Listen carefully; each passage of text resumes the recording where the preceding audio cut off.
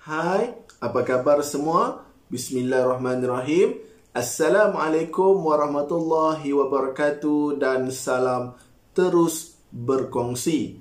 Baiklah, kali ini kita akan lihat nota ataupun mengenai aktiviti core curriculum, iaitu tajuk kita ialah tugas dan tanggungjawab jawatan kuasa. Setiap organisasi, setiap kelab ataupun persatuan mestilah mempunyai ataupun dilantik jawatan kuasa supaya dapat menguruskan hal-hal ataupun menguruskan kelab dan persatuan dengan baik. Baiklah, yang pertama sekali kita lihat peranan ataupun tanggungjawab seorang pengerusi, iaitu yang akan dilantik ketika perjumpaan pertama yang akan dipantau oleh guru penasihat. Pengerusi selalu ataupun mesti dilantik dalam kalangan murid-murid. Baiklah, antara tanggungjawab pengerusi yang pertama mempengerusikan semua mesyuarat dan bertanggungjawab atas kesempurnaan semua mesyuarat. Maksudnya, pengerusi merupakan ketua bagi sesuatu kelab ataupun persatuan. Jadi, pengerusi bertanggungjawab untuk memastikan semua hal berjalan dengan baik. Yang kedua, meneliti catatan minit mesyuarat dan memastikan segala keputusan yang diputuskan diambil tindakan yang sewajarnya. Ini juga merupakan antara peranan ataupun tanggungjawab pengerusi. Yang ketiga, menjalankan tugas-tugas lain yang diarahkan oleh guru penasihat dari masa ke masa. Iaitu guru penasihat mempunyai kuasa mutlak. Maksudnya berkuasa penuh untuk memberi arahan kepada pengerusi supaya apa yang disuruh ataupun diarahkan dapat memastikan kelab maupun persatuan dalam keadaan yang terbaik. Seterusnya, kita lihat pula peranan ataupun tanggungjawab naib pengerusi, iaitu dalam kalangan murid juga. Yang pertama, peranan ataupun tanggungjawab naib pengerusi ialah membantu pengerusi dalam menjalankan tugas dan tanggungjawab yang diberi.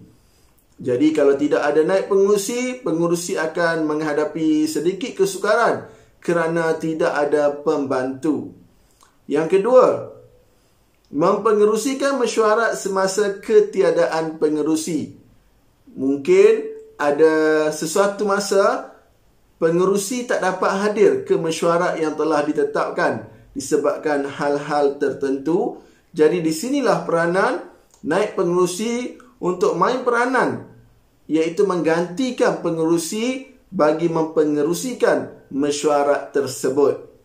Yang ketiga, juga perlu menjalankan tugas-tugas lain yang diarahkan oleh guru penasihat dari masa ke masa, sama dengan peranan pengerusi sebentar tadi. Baiklah, kita lihat pula. Ini merupakan antara peranan ataupun jawatan kuasa yang agak penting sebenarnya, yang mana kalau boleh ramai yang tak nak iaitu setiausaha. Katanya banyak kerja. Baiklah, antaranya ialah menguruskan hal-hal surat menyurat, sama ada surat keluar ataupun surat masuk. Jadi semua yang berkaitan dengan surat menyurat menjadi tanggungjawab setiausaha untuk menguruskan, untuk simpan dalam fail dan sebagainya.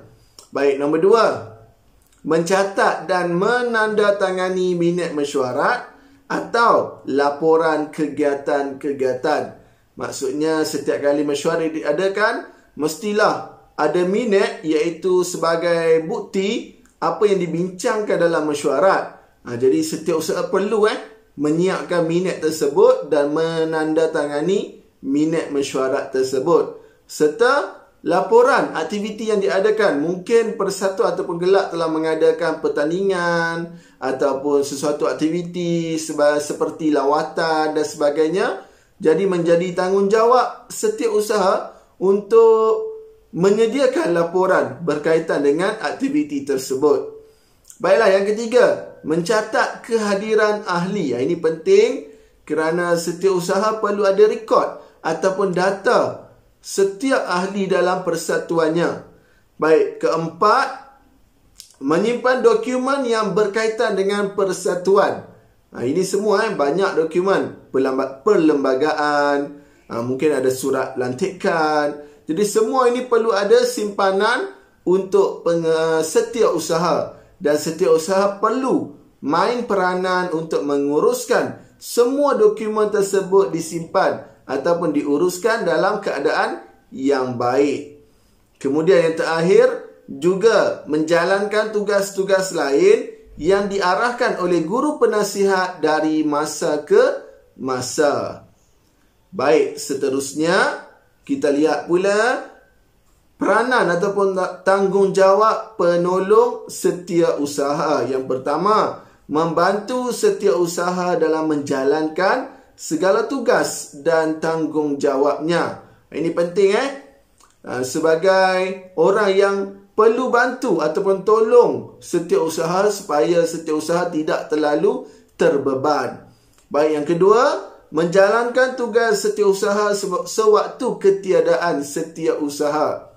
Mungkin ada sesuatu masa setiausaha ada hal ataupun mengalami masalah tidak sihat. Jadi di sinilah penolong setiausaha perlu main peranan bagi menggantikan tugas dan peranan setiausaha. Yang ketiga, juga menjalankan tugas-tugas lain yang diarahkan oleh guru penasihat dari masa ke masa.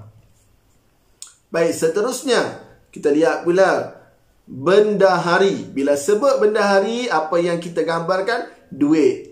Ataupun berkaitan dengan kewangan. Baik, yang pertama, bendahari bertanggungjawab berkenaan semua hal kewangan kelab maupun persatuan. Maksudnya, duit yang masuk ataupun duit yang perlu dikeluarkan, bendahari mesti uruskan dengan baik. Mesti semua dalam pengetahuan seseorang bendahari.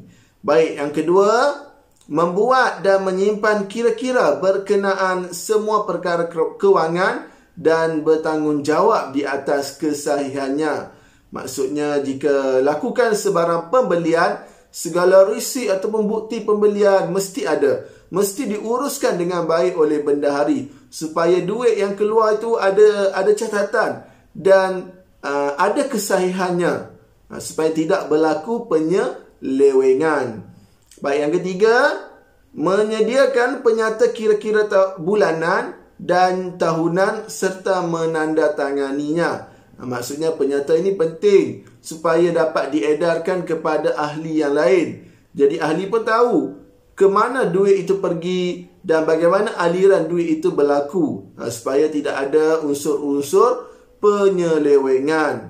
Baik, yang keempat juga sama, menjalankan tugas-tugas lain yang diarahkan oleh guru penasihat dari masa ke masa. Baiklah, kita lihat pula peranan ataupun tanggungjawab penolong bendahari. Yang pertama, menjalankan tugas-tugas bendahari sewaktu ketiadaan bendahari. Sama seperti naib pengurusi ataupun penolong setiausaha, yang mana mereka ni akan membantu semasa ketiadaan. Kalau naik pengerusi, ketiadaan pengerusi. Penolong setiausaha, ketiadaan setiausaha. Dan ini penolong bendahari semasa ketiadaan bendahari. Yang kedua, sama juga menjalankan tugas-tugas lain yang diarahkan oleh guru penasihat dari masa ke masa. Baiklah, kita lihat pula peranan dan tanggungjawab ahli jawatan kuasa. Selalunya kalau untuk sekolah rendah akan diambil wakil dari setiap tahun supaya mudah untuk uruskan ataupun mudah untuk menyampaikan sebarang maklumat. Baik, yang pertama, membantu menjalankan tugas dalam segala program dan aktiviti yang dilaksanakan. Ada masa pengerusi setiausaha dan bendahari tidak cukup tangan. Maksudnya mungkin mereka memerlukan kerjasama daripada ahli jawatan kuasa. Jadi di sinilah peranan dan tanggungjawab ahli jawatan kuasa. Yang kedua, mempengeruskan biro sekiranya dilantik. Kadang-kadang ada sesuatu kelab ataupun persatuan dikecilkan ataupun dilantik pula biro. Contoh biro kebajikan, kemudian biro lawatan, iaitu seperti kumpulan kecil. Jadi di sinilah AJK ataupun ahli jawatan kuasa akan dilantik sebagai ketua biro. Yang ketiga, sama juga menjalankan tugas-tugas lain yang diarahkan oleh guru penasihat dari masa ke masa. Baiklah. Yang terakhir iaitu pemeriksa kira-kira. Tanggungjawab ataupun jawatan ini jarang ada sebenarnya untuk kelab ataupun persatuan di sekolah rendah. Tetapi sebenarnya penting sepatutnya ada. Okey, baiklah. Pemeriksa kira-kira yang pertama, memeriksa, menyemak serta mengesahkan laporan kewangan tahunan dan bertanggungjawab ke atasnya. Maksudnya pemeriksa kira-kira ni sebagai orang yang perlu mengesahkan apa yang dilakukan oleh bendahari demi nak pastikan tidak ada unsur penyelewengan.